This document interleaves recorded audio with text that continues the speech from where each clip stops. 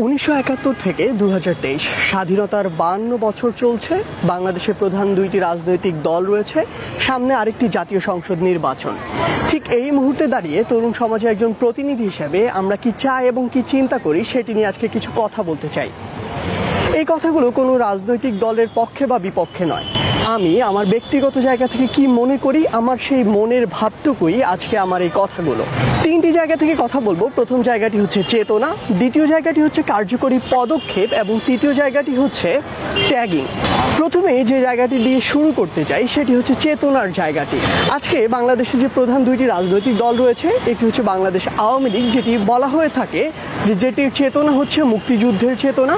অপরদিকে আরেকটি দল রয়েছে যেটি হচ্ছে বাংলাদেশ জাতীয়তাবাদী দল অর্থাৎ বিএনপি, যেটি বলে থাকে যে তাদের চেতনাটি হচ্ছে জাতীয়তাবাদের চেতনা।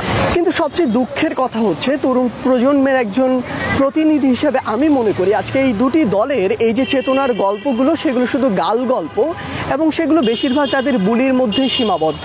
আমরা কাজের মধ্যে এই যে চেতনা সেটি প্রকাশ আমরা দেখতে পাই না।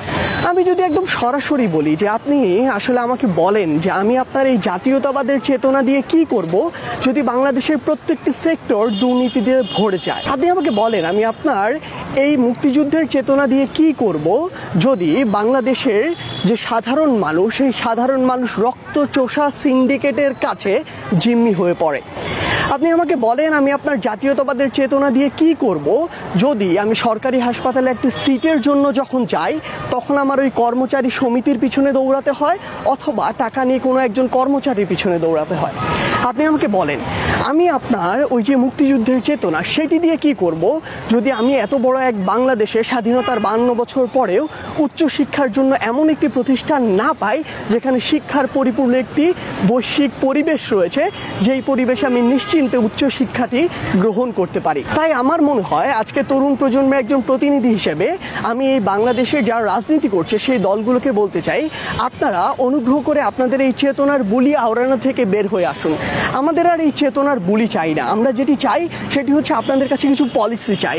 আপনারা আমাকে সেই পলিসিটি দিন যে আপনারা এই যে বাংলাদেশ একদম ঋণ খেলাপির মধ্যে ডুবে গিয়েছে, 1.5 লক্ষ কোটি টাকার উপরে বাংলাদেশের ঋণ খেলাপি, সেটি থেকে বাংলাদেশের অর্থনীতিকে কিভাবে আপনারা একটি স্থিতিশীল অবস্থায় নিয়ে আসবেন।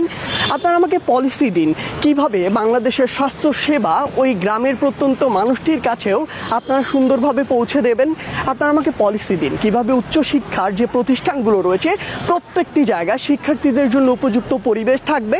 আপনারা আমাকে পলিসি দিন কিভাবে মানুষের এই আইন শৃঙ্খলা বাহিনীর উপরে বাংলাদেশের যে বিচার ব্যবস্থা রয়েছে তার উপরে আস্থাটি আবার ফিরে আসবে এবং মানুষ আস্থার সাথে সেটির কাছে যেতে পারবে। আমরা আজকে আপনাদের কাছে 2023 সালে দাঁড়িয়ে সেই